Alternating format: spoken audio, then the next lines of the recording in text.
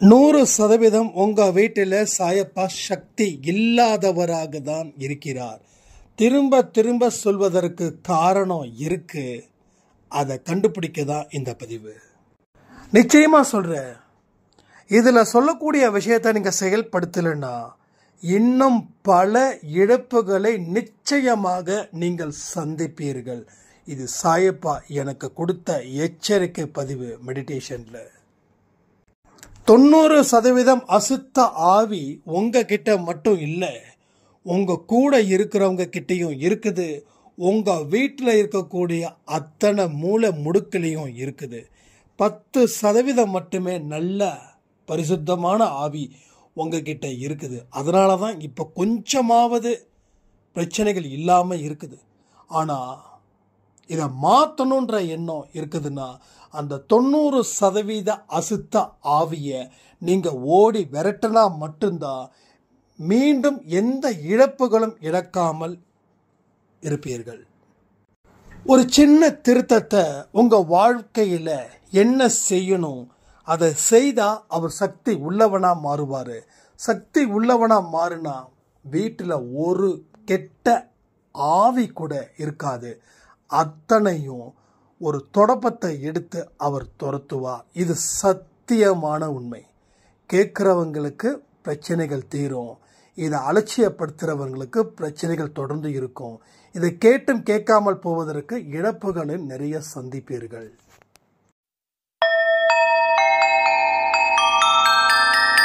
ஓம் சாயிரா சாயிரா, ஓம் சாயிரா சாயிரா, ஓம் சாயிரா சாயிரா, அன்பே சாயிரா, பேரன்பே சாயிரா, அகிலம் தளிக்க ஆத்மா விழிக்க அனுதினம் சாயிரா, எங்கள் அன்பே சாயிரா.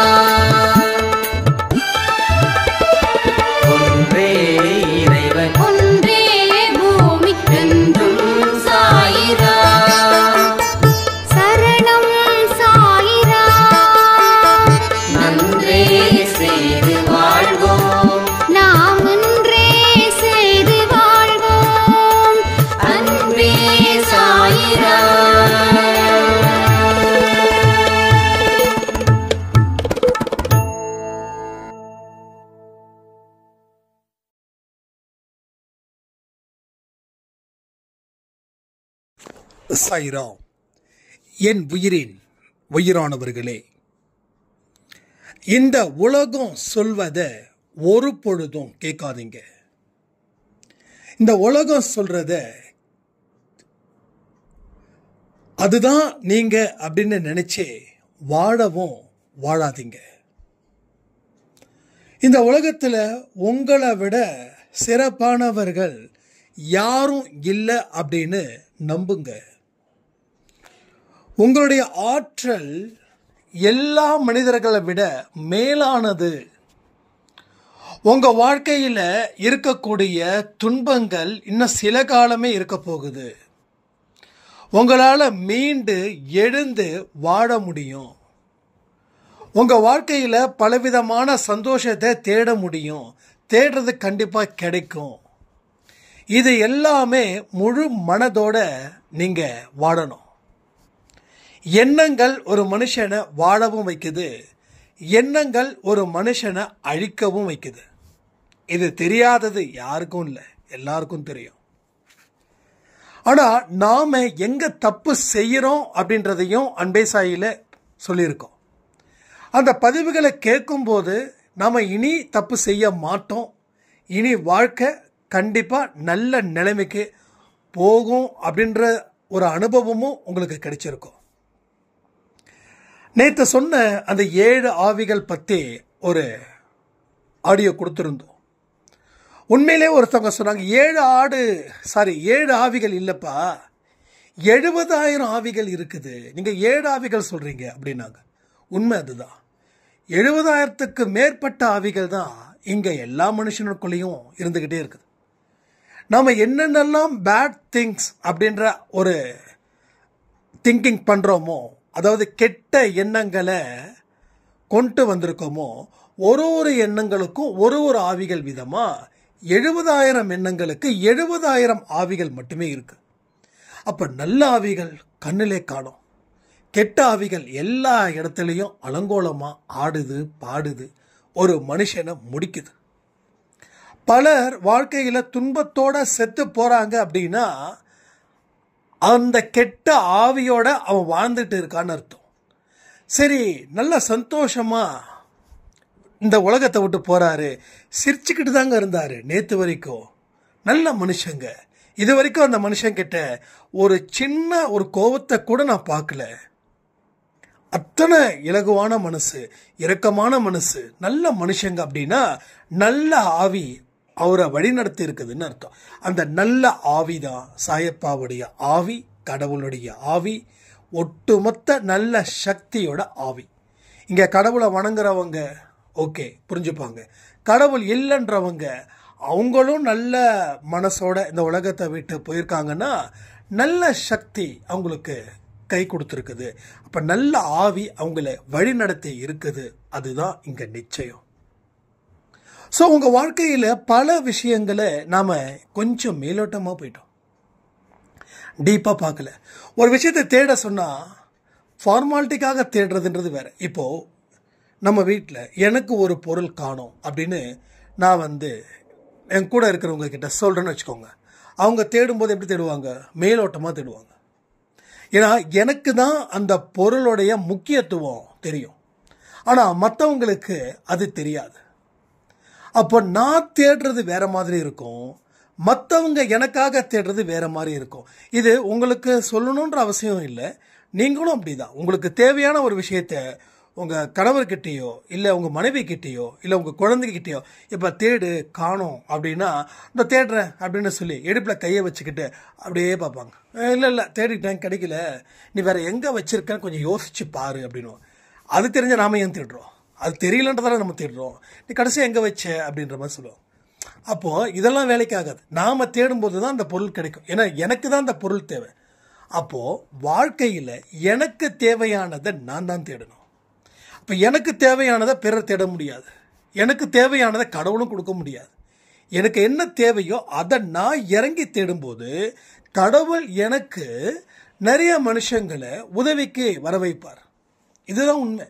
அப்போது நல்ல ஆவி நம்ம கூடவே நம்மளை வழி நடத்தும். நீங்களும் ஒரு ஆவி தான், நானும் ஒரு ஆவி தான். ஆனால் மனுஷங்களுடைய கெட்ட எண்ணங்களா இவனுக்கு இருக்கின்றதுன்னா கெட்ட ஆவி வழி நடத்துது. நல்ல எண்ணங்கள் கொண்ட மனுஷனுக்கு நல்ல ஆவி வழி நடத்துது. இந்த கெட்ட ஆவி என்ன பண்ணும்? அந்த நல்ல ஆவியை டிஸ்டர்ப் பண்ணிக்கிட்டே இருக்கும்.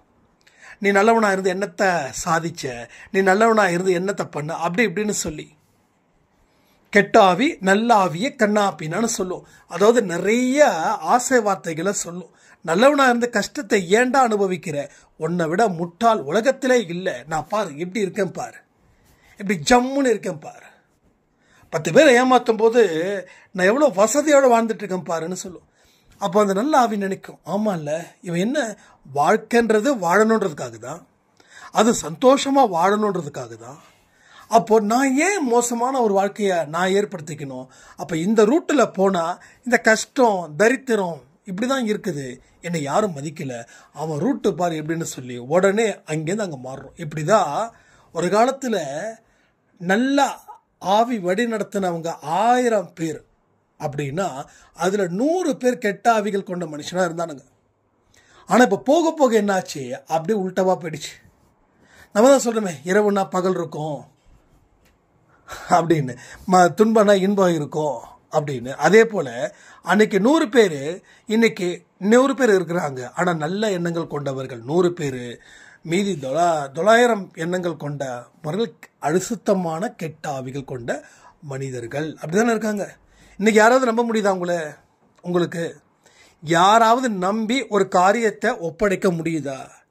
காரியத்தை கூட ஒப்படைக்க வேண்டாங்க, ஓப்பனாக சொல்கிறேன், நம்பி ஒரு விஷயத்த சொல்ல முடியுதா? இப்படி எனக்கு பிரச்சனை இருக்குதுப்பா ஒருத்தவனால அப்படின்னு ஒருத்தவங்கிட்ட சொன்னால் அவன் உங்கள் நம்பிக்கையை உடைச்சி அதை வேற மாதிரி பேசி இன்னும் 10 பேருக்கு ஒரு அச்சுறுத்தலை கொடுத்துருவான். அப்போ ஒரு பிரச்சனைக்காக பார்த்து இவங்கிட்ட சொன்னது, இவன் என்ன பண்றான், இவன் 10 பேர் ஆபத்தான மனுஷங்களை நம்மளை வந்து லிங்க் பண்ணி விட்டு போயிடுறான். அப்போ நம்பி ஒரு விஷயத்தை கூட சொல்ல முடியல. அப்போ இவங்களை நம்பி ஒரு காரியத்தை ஒப்படைக்க முடியுமா? ஒரு அம்மா சொன்னாங்க, என்னோட பெஸ்ட் ஃப்ரெண்டு தம்பி அவங்க. அப்போ வந்து என்னோட பொண்ணு வந்து காதலிக்கிறா. அப்போ நான் ஸ்கூல் ஃப்ரெண்டு, காலேஜ் ஃப்ரெண்டு தான் அவள் தான் என்னோடய ஃப்ரெண்டு. அவகிட்ட சொல்லி நான் அழுத, வீட்டுக்கு வா, நான் வந்து பேசணும், உங்ககிட்ட நான் சொல்லணும் அப்படின்னு நான் சொல்கிறேன். அவளும் வந்தா, சாரி அவ சொன்னாங்க, நான் வந்து மரியாதை கதை அவங்க சொன்னேன். அவங்களும் வந்தாங்க. வந்துட்டு என்ன ஏது எப்படின்னு சொல்லி கேட்டு நிறைய அட்வைஸ் பண்ணாங்க. நானும் வந்து ரொம்ப சந்தோஷமாக இருந்தது. என்னோடய ஃப்ரெண்டுக்கிட்ட சொல்லிட்டேன், சரி அவள் சொல்கிற மாதிரி, சாரி அவங்க சொல்கிற மாதிரி நாம் வந்து இனி நம்ம குழந்தைய பார்த்துக்கணும். நான் ஸ்கூல் படிக்கிற பொண்ணு, 11th படிக்கிற பொண்ணு, இது ஒரு வருஷத்துக்கு முன்னாடி சொன்னது, ரீசெண்டாக இல்லை, சொல்லிட்டேன்ப்பா. அதுக்கப்புறம் என்ன ஆச்சுன்னா, அடுத்த ஒரு மாதத்தில் நான் ஒரு ஃபங்க்ஷனுக்கு போயிருந்தேன். அப்போ வந்து இன்னொரு ஃப்ரெண்டு என்கிட்ட வந்து கேட்குறா, என்ன நல்லா இருக்கியா அப்படின்னு சொல்லி கேட்டா. நல்லா இருக்கேன் அப்படின்னு. பார்த்து இப்போ வர பொண்ணுங்கள்லாம் ரொம்ப மோசமாக இது பண்ணுறாங்க, நம்ம தான் வந்து கொஞ்சம் கேர் எடுத்துக்கிட்டே இருக்கணும். வீட்டில் உன்னோட பொண்ணு கூட வந்து கேள்விப்பட்டேன் இப்படின்னு, பார்த்து நடந்துக்கோ, இப்போ கொஞ்சம் பார்த்து கேர்ஃபுல்லாக வாட்ச் பண்ணு, ஏன் என்கிட்டலாம் சொல்ல மாட்டியா அப்படின்னு. சரி இவங்க தான் சொன்னாங்கன்னு பார்த்தா இன்னும் 2-3 பேர் தனிப்பட்ட முறையில். அப்போ சொன்னது ஒருத்தவங்க கிட்ட அவங்க என்ன பண்ணாங்க, 10 பேரை சொல்லிட்டாங்க.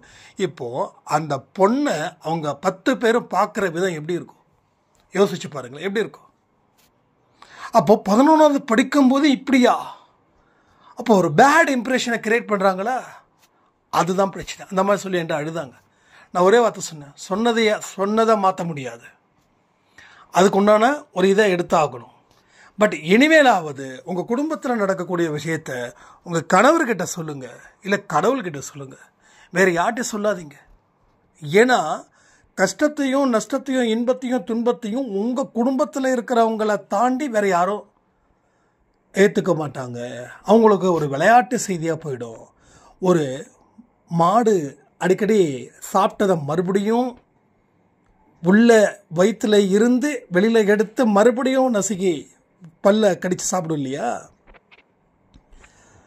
அது மாதிரி இவங்க பண்ணிக்கிட்டே இருப்பாங்க அப்படின்னு.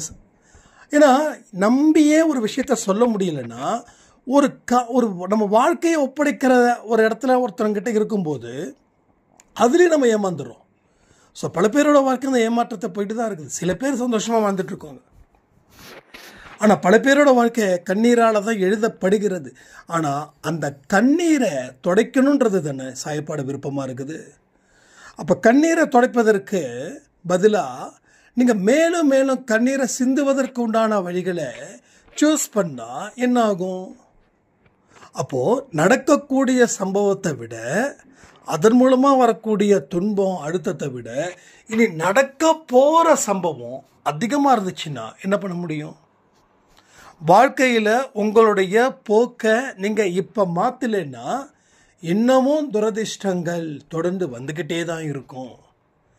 ஆனால் இந்த போக்கை மாற்றிட்டோம் அப்படின்னா எல்லாமே நல்லதுக்கு நடக்க ஆரம்பிச்சிடும்.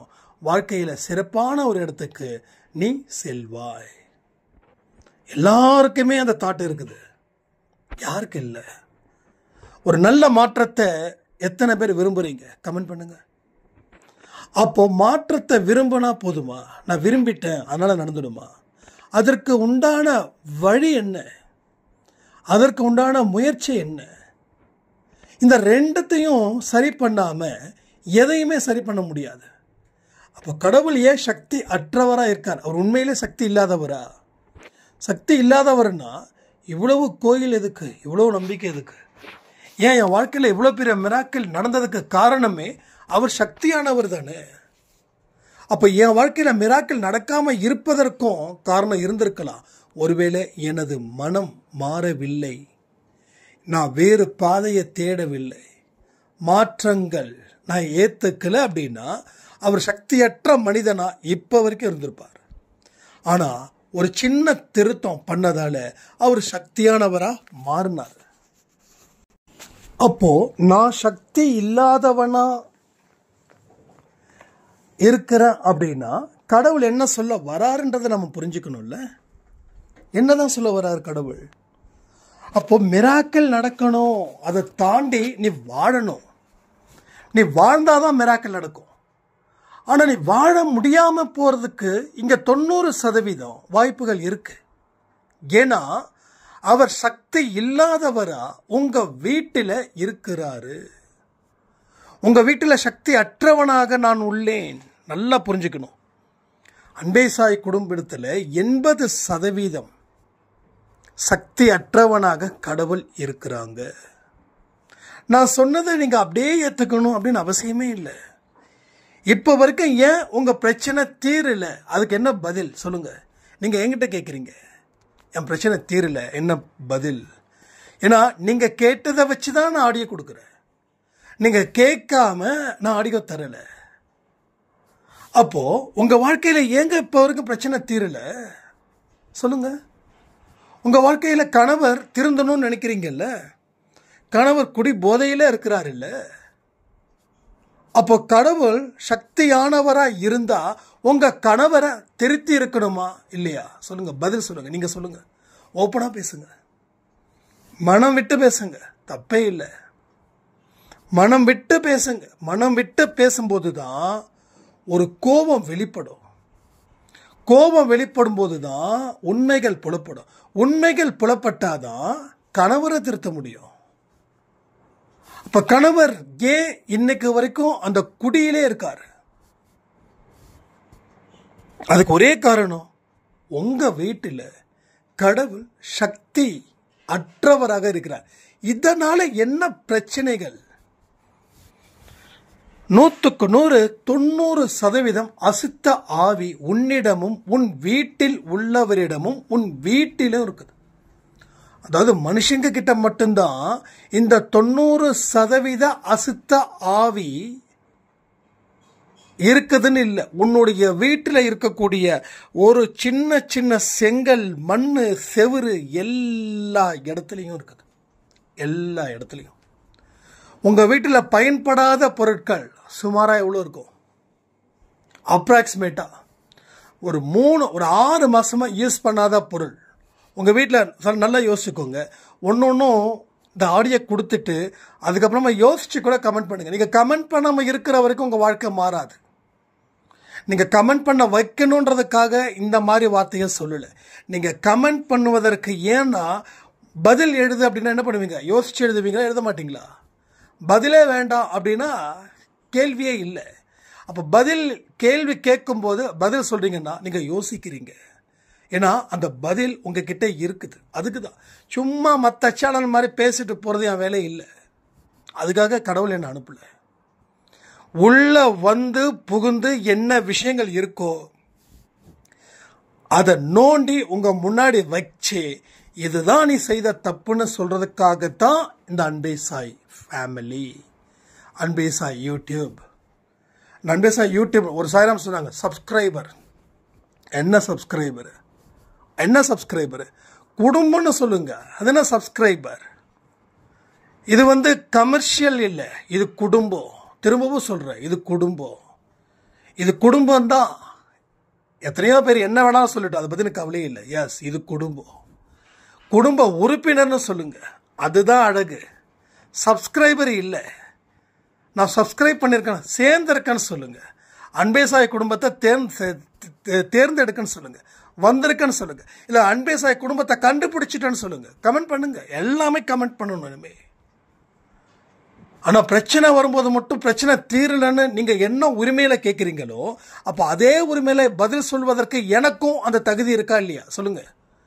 நீங்க என் சட்டையை பிடிச்சி கேட்குறீங்க, பிரச்சனை என்ன தீரல, நீங்க சொன்னதெல்லாம் செஞ்சேன். எஸ், இப்போ நானும் திருப்பி உங்க சட்டையை பிடிச்சி கேட்குறேன், சொன்னதை செஞ்சா அந்த மாதிரி எண்ணங்களை உருவாக்குனீங்களான்னு கேட்குறேன். இதுக்கு என்ன பதில்?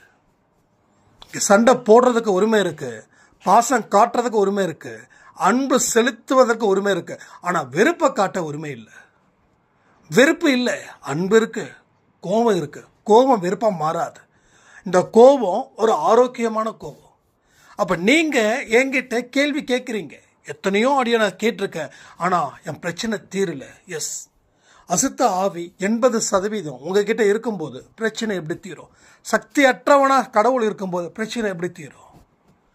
அமெரிக்காவில் போயிட்டு ஏதாவது கிளாஸ் அட்டன் பண்ணால் கூட இதே நிலைமை தான். இல்லை வேறு ஏதாவது ஆசிரமத்தில் கிளாஸ் அட்டன் பண்ணி அங்கே தங்குனாலும் இதே நிலைமை தான். உன்னுடைய விதி, உன் கர்மா, உன்னுடைய மாற்றத்தை வச்சு தான் நடக்குமே தவிர நீ மாறாத வரைக்கும், நீ கிளாஸ் அட்டன் பண்ணுறாத வரைக்கும் ஒன்றும் நடக்காது. கடவுளே உனக்கு முன்னாடி நின்று போதிச்சா கூட நீ எப்படிப்பட்ட விஷயமா அதை எடுத்துக்கிற, நீ உன் மாற்றத்தை எப்படி ஏற்படுத்துகிற, இதை பொறுத்து தானே. அப்போ நம்ம வாழ்க்கையில் என்னென்ன திருத்தங்களை செய்யணும் அப்படின்றத யாரும் நோட்டீஸ் பண்ணல. நோட்டீஸ் பண்ணுறதுக்கு நேரம் இல்லை. ஆனால் மற்ற டிவி சீரியலை பார்க்குறதுக்கும் மொபைலில் கரூரில் யார் இந்த மாதிரி விஷயத்த செஞ்சாங்கன்னு பார்க்குறதுக்கும் நேரம் இருக்குது. ஒரு விஷயம் நடந்தது, 41 பேர் இறந்தாங்க. உண்மையிலே ரொம்ப ரொம்ப ரொம்ப ரொம்ப ஆழ்ந்த அனுதாபத்தை நம்ம தெரிவிச்சுக்கிறோம். ஆன்மா கடவுள் மேலே ஆன்மா சாந்தி அடைய கடவுள்கிட்ட பிரார்த்தனை பண்ணியிருக்கோம். ஆனால் இந்த 41 பேரும் ஏன் அவ்வளோ பெரிய கூட்டத்தில் போய் சிக்கணும்? அவர் சினிமாவில் நடிக்கிறாரு, கை தட்டுறோம், ஓகே. அரசியலுக்கு வர்றாரு, வரட்டும். யார் வேணாலும் அரசியலுக்கு வரட்டும். ஏன் நான் கூட வரலாம், நீங்களும் வரலாம், வரட்டும், தப்பே இல்லை. அவ்வளோ ஒரு நெருக்கடியில் அங்கே போய் நின்றுக்கிட்டு நம்ம காத்துக்கிட்டு இருக்கோன்னா நமக்கு வர எந்த வேலையும் இல்லை. ஏதோ வந்தாங்கப்பா, பார்த்தாங்கப்பா, என்ன ½ அன் ஹவர் வருவாரா, சரி ஒரு அரை மணி நேரம் பார்ப்போம், சேஃபாக இருக்கும். வந்தாரா, வந்துட்டாரு. 10 நிமிஷம் ஆச்சா, 15 நிமிஷம் ஆச்சா, ஓகேப்பா கிளம்பலாம். ஏன் டிவியில் தான் லைவ் பண்ணுறாங்களே. இல்லை நமக்கு வேறு வேலையே இல்லையான்னு கேட்குறேன். வேறு எந்த வேலையும் இல்லையா? ஜீரோவா? நம்ம எல்லாமே பிரச்சனைங்க முடிஞ்சிருச்சா? 30,000 பேர் அங்கே நிற்கிறாங்க. இதெல்லாம் உங்களுக்கு மறுபடியும் நம்ம இப்பயும் சொல்கிறேன், நான் எல்லா குடும்பத்துக்கிட்டையும் இந்த உரிமையாக பேச முடியாது. அன்பேசாய் குடும்பத்தில் தான் நான் உரிமையாக பேச முடியும். அந்த அக்கறையில் சொல்கிறேன், 30,000 பேர், அந்த 30,000 பேருக்கும் எந்த பிரச்சனையும் இல்லையா? தனிப்பட்ட முறையில் சொல்லுங்கள், தனிப்பட்ட முறையில் எந்த பிரச்சனையும் இருந்திருக்காதா? கமெண்ட் பண்ணுங்கள். அங்கே அந்த 30,000 பேர் எல்லாமே பெரிய பணக்காரர்கள் கிடையாது. நம்மள மாதிரி மிடில் கிளாஸ்க்கு கீழே ஏழைகள். அப்போ நீ அங்கே 6 மணி நேரம் 8 மணி நேரம் நிற்கிறியே, அந்த 8 மணி நேரத்தை நீ எவ்வளவு வேஸ்ட் பண்ணியிருக்க? 41 பேர் இறந்து போயிடுற மாதிரி இருக்கு. உங்களுக்கு தனிப்பட்ட தலைவர் இருக்கட்டும், அது பேசுங்க, பாருங்க, நான் தப்பே சொல்லலை. ஆனால் 12 மணிக்கு அவர் வருவாருன்னு சொல்லி காலையில் 6 மணிலேருந்து உட்காந்துட்டு நைட்டு 8 மணி வரைக்கும் கவான்னு காத்து கிடக்கிறோமே, இது தப்பா இல்லையா? சொல்லுங்கள். நீங்கள் தப்புன்னு சொன்னால் நானும் அதை தப்புன்னு ஏற்றுக்கிறேன். கொஞ்சம் சிந்திச்சு பாருங்கள். அந்த 41 பேரோட குடும்பத்தில் இருக்கக்கூடியவங்கிட்ட போய் கேளுங்க. அதை விட்டுட்டு நம்ம ஆர்கியூ பண்ணுறோம். டிஎம்கே பண்ணியிருக்கோமா, ஏடிஎம்கே சப்போர்ட் பண்ணுது, விஜய், இது நமக்கு தேவைதான். ஆனால் அது ஒரு நியூஸாக மட்டும் இருக்கட்டும். ஆனால் அது நம்ம வாழ்க்கை இல்லைன்றது ஏன் நீங்கள் புரிஞ்சுக்கல? நம்ம வாழ்க்கைன்றது வேற, நம்ம வாழ்க்கைன்றது என்டையர்லி டிஃப்ரெண்ட். நான் எல்லாரையும் மதிக்கிறேன், எல்லாருக்கும் தகுதி இருக்கு, எல்லா மனுஷனுக்கும். எனக்கு ரொம்ப ரொம்ப ரொம்ப பிடிச்ச அரசியல்வாதிகள் நிறைய பேர் இருக்காங்க. இப்படி எல்லாருக்கும் தனிப்பட்ட முறையில் திறமை இருக்குது. ஆனால் நம்ம நேரத்தை வீணாக்குறோம், நம்ம உயிரை இவ்வளோ துச்சமாக அங்கே போய் நிற்கிறோம். நம்ம இறந்து போயிட்டா நம்ம குடும்பத்தை யார் காப்பாற்றுவாங்கன்னு அந்த 41 பேருக்கு தெரியாதா என்ன? இல்லை குழந்தைங்கள வேற கூட்டு போயிருக்காங்க. எவ்வளோ பேர் கஷ்டம் தெரியுமா? உண்மையிலே நான் ரொம்ப பாதிச்சிருக்கேன். அதுக்கப்புறம் அந்த நியூஸ் ஒரே நாள் மட்டும்தான் பார்த்தேன். அதுக்கப்புறம் அந்த நியூஸ் பார்க்குறது. ஆனால் இப்போ வரைக்கும் அதை பற்றி தான் ஓடிட்டு இருக்குது நியூஸில். அதையே தான் நம்ம பேசிகிட்டு இருக்கோம். இங்கே பாருங்கள், உங்கள் வாழ்க்கையில் ஏகப்பட்ட பிரச்சனை இருக்குது. உங்கள் ஓட்டத்தை மாற்றலை, உங்கள் பாதையை மாற்றலைன்னா உங்களுக்கு துன்பங்கள் மறுபடியும் சொல்கிற, பயப்படாதீங்க. திரும்ப திரும்ப திரும்ப திரும்ப நிச்சயமாக துன்பங்கள் சூழும், ஆபத்துகள் சூழும். அதில் இருந்து காப்பாற்றிக்கணுன்றதுக்காக தான் நம்ம அன்பேசாய் குடும்பத்தில் இவ்வளோ தூரம் பேசிகிட்டு இருக்கோம். எல்லாரையும் நேசி, யாரையும் இருக்காது. நேரத்தை சரியா செலவு பண்ண. நேரம் ஒரு முதலீடு மாதிரி. நீ முதலீடு செய்யலைன்னா முடிஞ்ச. சேவிங்ஸ் இருக்கிற குடும்பம் காப்பாற்றப்படும். சேவிங்ஸ் பண்ணாத குடும்பம் பெரிய பணக்காரனா இருந்தா கூட அவங்க கூட நடு தெருவில் வந்து நிற்பான். ஆடம்பரமான செலவுகள், தேவையில்லாத பழக்க வழக்கங்கள், இதன் மூலமா அழிச்சிக்கிறது பெருமைன்னு நினைச்சா நீங்க அழிச்சுக்கோங்க. இல்லை, அதெல்லாம் நமக்கு தேவை இல்லை அப்படின்னா உங்களுடைய போக்கை நீங்க மாத்துங்க. உங்க போக்கை மாத்தி பாருங்க. சக்தி உள்ளவனா அவர் வருவாரு. சக்தி உள்ளவனா அவர் தெரிவாரு. ஸோ வாழ்க்கையில மிகப்பெரிய ஒரு இடத்துக்கு இதுவரைக்கும் நீங்க போகல. இதான் உண்மை. போகணும்னு நினைச்சா மாத்திக்கோங்க. இல்லப்பா, நான் இப்படிதான், நான் துன்பத்தில் கஷ்டப்பட்டு தான் இருக்க போறேன், என் வீட்டில் சாய்ப்பா சக்தி இல்லாதவனா இருக்கட்டும், அதை பற்றி எனக்கு எந்த கவலையும் இல்லை, நான் ஏன் கவலைப்படணும் அப்படின்ற ஒரு தாட்டை இருந்துருச்சுன்னா நீங்கள் தாராளமாக உங்கள் மனசில் என்ன பண்ணுதோ அதை நீங்கள் செய்யுங்க. திரும்பவும் சொல்கிறேனே, அன்பே சாய் ஆடியோ எப்பயுமே ஃபயர்டாக தான் இருக்குதுன்னு ஒரு சாய்ராம் சொன்னாங்க. எப்பயுமே ஃபயர். எப்பயுமே எனக்குள்ள ஒரு தண்டனை அந்த பதிவில் கிடைக்குது. அந்த தண்டனையை ஏற்றுக்கிட்டு மறுபடியும் தண்டனை வரக்கூடாதுன்னு நினச்சி வாழ்ந்ததால இன்னைக்கு என் வாழ்க்கையில் எனக்கு என்ன தேவைகள் இருக்கோ அதை நான் இப்போ முழு அளவில் பெற்றுக்கொண்டேன் அப்படின்னாங்க. எங்க அவங்களும் மனுஷங்க தானே, நாமளும் மனுஷன் தானே. அவங்களும் மனுஷன் தானே, நாமளும் மனுஷன் தானே. ஏன் அவங்களுடைய மனசுல மட்டும் கடவுள் சக்தி உள்ளவனா இருக்காரு, ஏன் உங்க மனசுல சக்தி அற்றவனா இருக்காரு? 12 மணி ஆடியோ வந்துருச்சுப்பா, ஓகே, கேட்டாச்சு. கேட்டு அதுக்கப்புறம் என்ன, வாட் நெக்ஸ்ட்? அப்போ கேட்டுட்டாவே சொல்லுவாங்க, சிதம்பரம் கோயிலுக்கு போனால் மறுஜென்மம் இல்லை. இது எவ்வளோ பெரிய ஒரு காமெடியாக இருக்குது. நான் ஒரு 10 கொலை பண்ணிட்டு இல்லை 10 பேரை ஏமாற்றி திரிஞ்சு நான் சிதம்பரம் கோயிலில் போயிட்டு அங்கே பிரதட்சணை பண்ணால் அடுத்த ஜென்மம் எனக்கு இல்லைன்னு யாரால சொல்ல முடியும்? இப்போ கோயிலுக்கு போயிட்டு கற்பூரத்தை ஏற்றி அந்த கோயிலில் இருந்தால் போயிடுமா? காசியில் போய் செத்தா மறுஜென்மம் இல்லை யாருங்க சொன்னது? யார் சொன்னா? காசியில் போயிட்டு செத்த மறுஜென்மம் இல்லையா? அப்போ செஞ்ச பாவங்கள் அத்தனையும் மன்னிக்கப்படுமா? பரவாயில்லையே, நல்லா இருக்குது.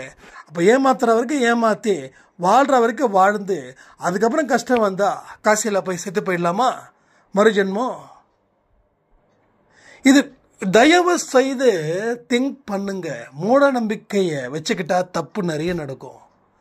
மூட நம்பிக்கையை தூக்கி போட்டால் தப்பு நடக்காது. இது உண்மை.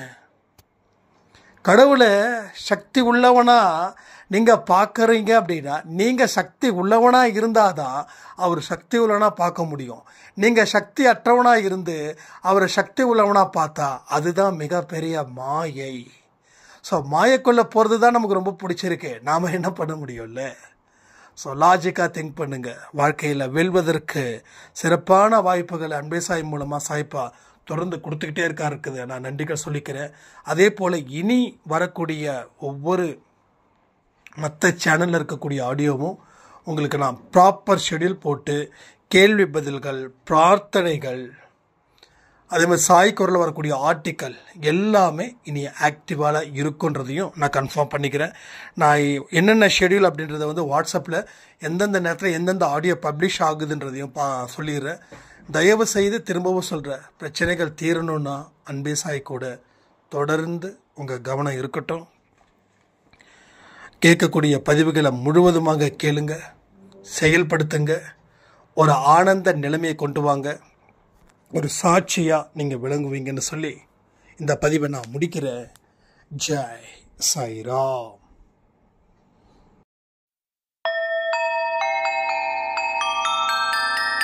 ஓம் சாய்ராம்.